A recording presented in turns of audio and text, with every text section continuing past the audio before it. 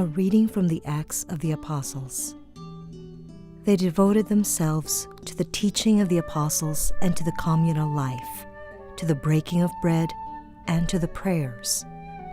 Awe came upon everyone, and many wonders and signs were done through the apostles.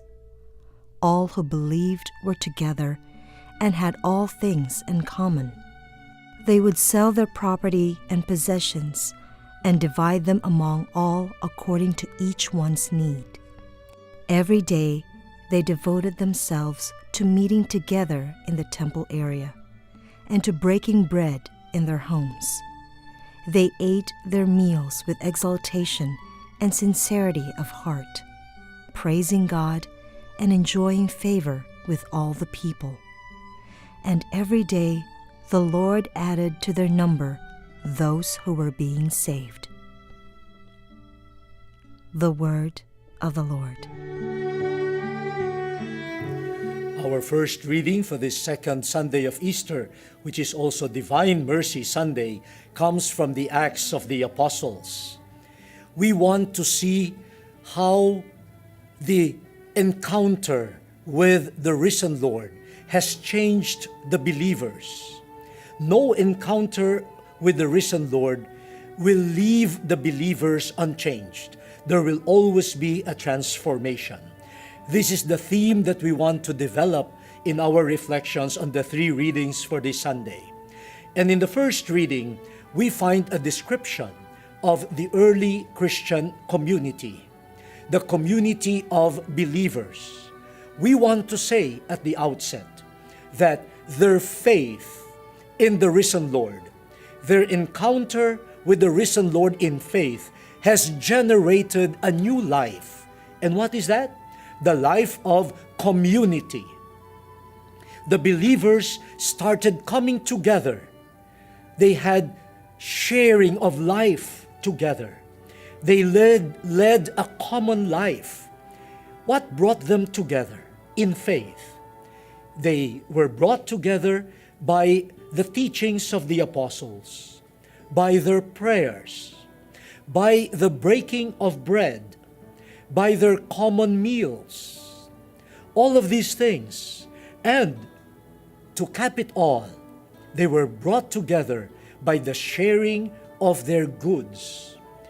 They considered their private property now to be the community's property.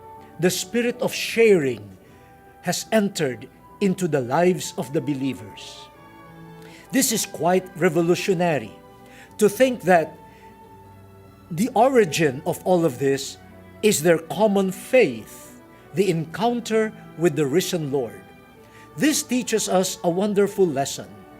When we encounter the risen Lord, or when the risen Lord comes to us to encounter us, and we respond in faith, the walls, the barriers of isolation, of individualism will all fall down, will all be destroyed.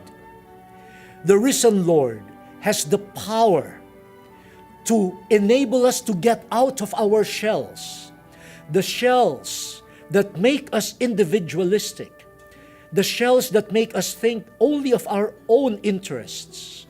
The power of the risen Lord makes us think of other people, make us think of ourselves as connected with other people, especially those who share with us the same faith. One manifestation of the power of the risen Lord's apparition and the power of our faith is in the quality of community life. Dear brothers and sisters, we celebrate Easter, but one manifestation of our Easter faith is in the quality of communities that we have. The willingness, the readiness of each one of us to rethink who we are and to think again of our relationship with other people in the light of the victory of the risen Lord against sin, against individualism, against self-interest.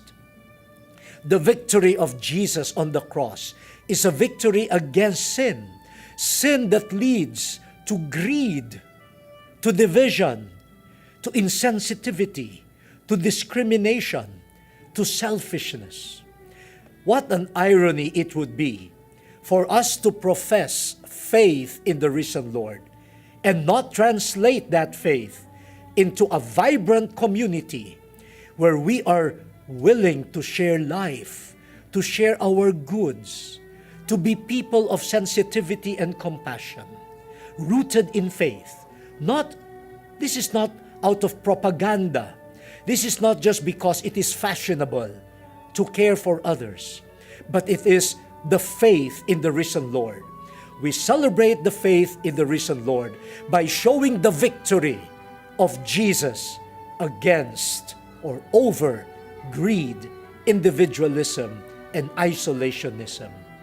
Dear Christian communities, show that you believe in the risen Lord. Show that the power of the risen Lord is in our community.